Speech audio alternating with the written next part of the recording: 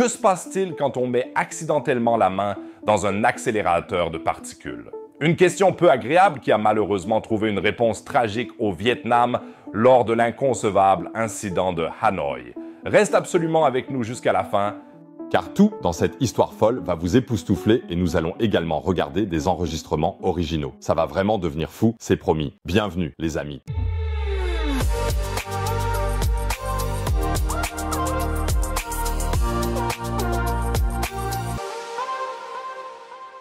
Aujourd'hui, nous nous rendons au Vietnam, plus précisément à l'Institut de physique nucléaire de Hanoï. Cet institut avait 2 accélérateurs de particules, mais en 1992, seul l'un d'entre eux fonctionnait encore.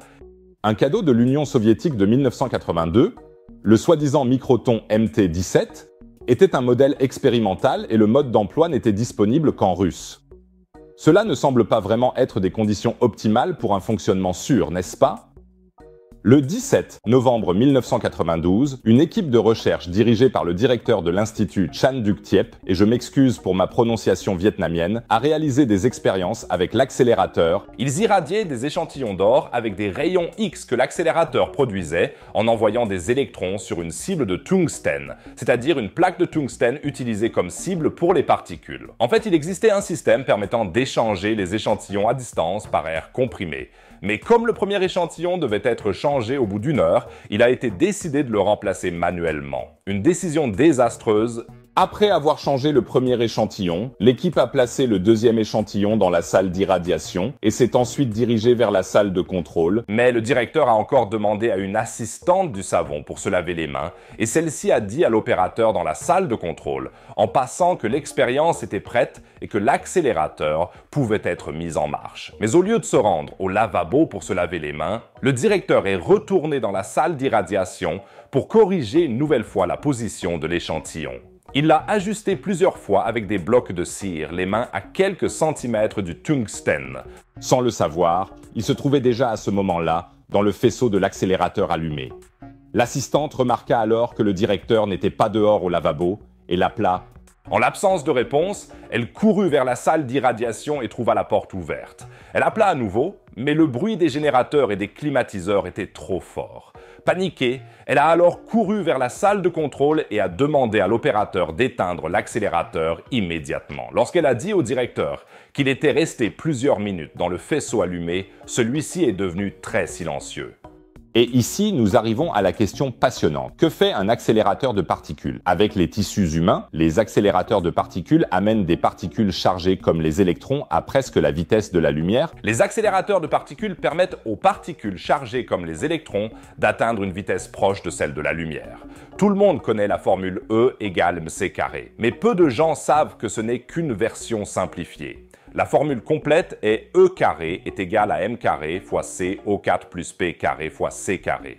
La deuxième partie décrit l'impulsion et ne devient pertinente que lorsqu'un objet s'approche de la vitesse de la lumière. L'impulsion domine alors l'énergie totale et fait que nous aurions besoin d'une énergie infinie pour atteindre exactement la vitesse de la lumière. L'accélérateur MT-17 a donc pu accélérer les électrons à 99,99% de la vitesse de la lumière. Ces électrons extrêmement énergétiques ont ensuite percuté la cible en tungstène et ont ainsi généré un faisceau de rayons X hautement énergétique. Tout cela semble très scientifique et dramatique, mais était-ce vraiment si grave? Le directeur ne ressent même rien ici, malheureusement. C'est précisément cela qui est sournois avec le rayonnement ionisant. Au début, on ne remarque rien. Ce soir-là, le directeur rentrait chez lui en moto dans les rues de Hanoï, comme à son habitude. Ses mains se sentaient un peu bizarres, mais il a mis ça sur le compte de son arthrite rhumatoïde. Pendant 8 jours, il est allé travailler normalement. Un examen de routine n'a rien révélé d'anormal, bien qu'il ait raconté l'incident au médecin, mais ensuite les choses se sont dégradées. Ses mains sont devenues grises, gonflées et douloureuses. Malgré cela, il a attendu encore 2 semaines avant de se rendre enfin dans un hôpital spécialisé le 11 décembre. Le diagnostic était alors clair, ses mains étaient gravement endommagées par les radiations. Ce qui suivit fut une odyssée de 600 jours à travers différents hôpitaux. Plusieurs greffes de peau ont échoué, En mars 1993, le doigt le plus endommagé a dû être amputé.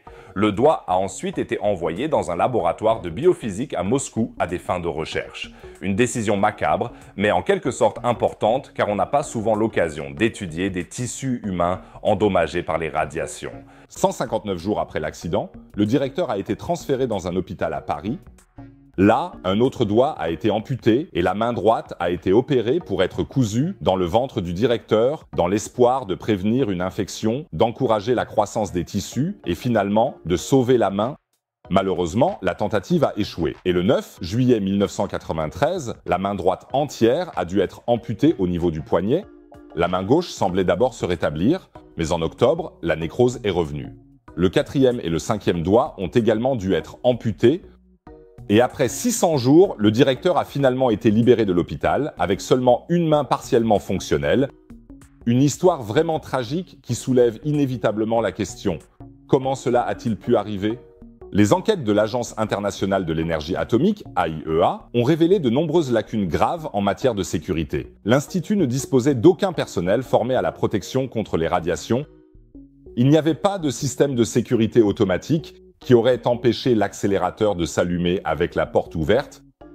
Les temps d'irradiation n'étaient pas contrôlés électroniquement, mais incroyablement chronométrés avec une montre bracelet. On comptait sur le fait que les employés se tiennent mutuellement informés oralement lorsque quelqu'un entrait dans la salle d'irradiation. Même les canaux de câbles et les conduits de ventilation étaient mal conçus et laissaient de la radiation s'échapper librement à l'extérieur. La dose de radiation dans la salle de contrôle était 5 fois plus élevée que dans la ville fantôme de Pripyat, qui se trouve à seulement 3 km de la centrale nucléaire de Tchernobyl, en ruine. Ainsi, chaque employé de l'Institut fédéral pour la sécurité au travail serait devenu complètement fou là-bas. Incroyable que l'exposition des employés aux radiations n'ait jamais été mesurée. Eh bien, en fait, ce n'est pas si incroyable, car l'Institut ne disposait tout simplement pas des appareils de mesure nécessaires. Le Vietnam était à cette époque un pays en développement absolu et devait faire face à des ressources très limitées. L'AIEA a conclu qu'un tel accident était inévitable dans ces circonstances, tôt ou tard. Le standard de sécurité était si bas qu'il est en fait miraculeux que rien ne se soit produit plus tôt. Après l'accident, des mesures de sécurité fondamentales ont enfin été mises en place. La porte de la salle de radiothérapie a été sécurisée avec un système de verrouillage magnétique et un cadenas. Des signaux d'alerte et des arrêts d'urgence ont été installés. Mais le véritable scandale est qu'il a fallu qu'un incident aussi tragique se produise avant que ces normes minimales absolues ne soient mises en œuvre. Et il est particulièrement amer que les scientifiques de l'Institut étaient hautement qualifiés. Le directeur était un physicien expérimenté, mais sans ressources suffisantes, formation et supervision réglementaire. Même le meilleur personnel n'a pas pu prévenir l'un des pires accidents avec un accélérateur de particules. Comme souvent, ce n'est pas la physique ou la technologie en soi qui a conduit à la souffrance humaine, c'était une erreur humaine, le manque de temps, et l'idée que si l'on ne ressent rien, alors rien ne s'est passé. Aujourd'hui, les accélérateurs de particules sont plus sûrs que jamais. Il existe 30 000 machines fascinantes dans le monde entier, utilisées dans l'industrie, la médecine et la recherche. La plupart d'entre elles servent à irradier les tumeurs et aident ainsi des millions de patients. Mais l'incident de Hanoï nous a rappelé que nous ne devons jamais perdre le respect pour le pouvoir de cette technologie et que la prochaine fois que quelqu'un de la sécurité au travail vous embête au bureau, vous pourriez peut-être faire preuve d'un peu plus de compréhension. Pour rester informé des histoires passionnantes du monde scientifique à l'avenir, abonnez-vous maintenant à la chaîne et maintenant nous voyageons vers un accélérateur de particules beaucoup plus sûr, c'est-à-dire à celui du CERN en Suisse. Ici passent des choses vraiment incroyables en ce moment.